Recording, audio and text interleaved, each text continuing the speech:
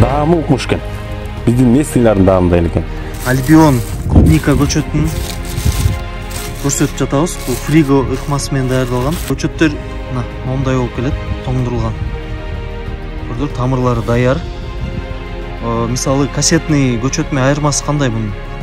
Кассетныйды отурусканда тамыры кичинекей болот. Тамырды өстүрүп, өзүнүн кондициясына жеткириш үчүн где-то бир ай алып коюш мүмкүн да, 1,5 ай. А буну сразу эле тигесиңер.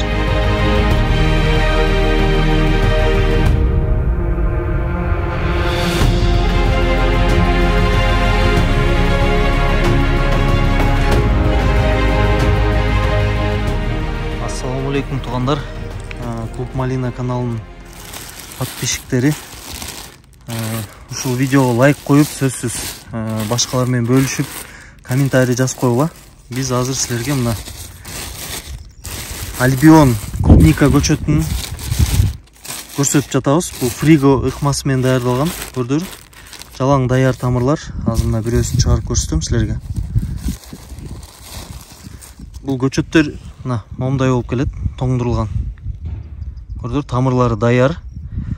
Мисалы кассетный көчөт менен айырмасы кандай бунун? Кассетныйды отурусканда тамыры кичинекей болот. Тамырды өстүрүп, өзүнүн кондициясына жеткириш үчүн где-то бир ай алып коюш мүмкүн да, 1,5 ай.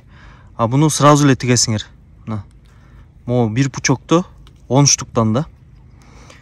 Ошону сразу эле тигип, тамырды өстүргөнгө убакыт коротпойсуңар да. Бирок тамырга убакыт коротпойм деп жаман карап коюу болбойт да. Муну дагы аябай жакшы караш керек. Удобренияларын убагында бериш керек, капельный орошение менен сугаш керек. Бугор жасаш керек пленка менен. Азыр ушу видеодо көрүп атасыңар. Ошондой стандарт менен кылсаңар, Кудай буйрса түшүмү аябай жакшы болот. Бул көчөттөр өзү Турциядан келген. Мына тамырлары өлө живой, аябай жакшы да качествосы.